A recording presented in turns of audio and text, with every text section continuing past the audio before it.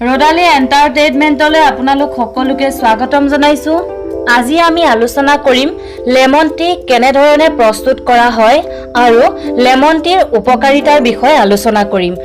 মোৰ এই ভিডিঅ'বোৰ আপোনালোকে পোনপ্ৰথমে পাবৰ বাবে মোৰ চেনেলটো এতিয়ালৈকে যদি সাবস্ক্ৰাইব কৰা নাই তেনেহলে সাবস্ক্ৰাইব কৰি ল'ব আৰু মোৰ ভিডিঅ'বোৰ ভাল লাগিলে লাইক কৰিব, কেনে পালে কমেন্ট বক্সত কমেন্ট কৰি জনাবলৈ নাপাহৰিব।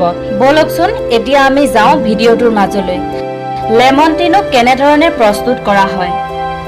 একাপ চাহ বনাই তাত কেইটোপালমান নেমুৰ ৰস আৰু মৌ মিহলালে প্ৰস্তুত হৈ যায় লেমন টি।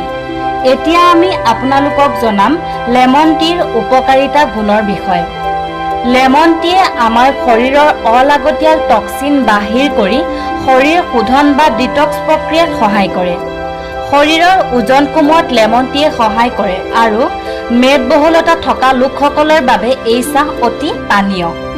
লেমন টিত থকা ভিটামিন চিয়ে আমাৰ শৰীৰত ৰোগ প্ৰতিৰোধ ক্ষমতা বৃদ্ধি কৰে। আমাৰ ছালৰ বিভিন্ন সমস্যাসমূহ লেমন টিয়ে দূৰ কৰে, লগতে হৃদযন্ত্ৰ আৰু বৃক্কও সুৰক্ষিত কৰি ৰাখে।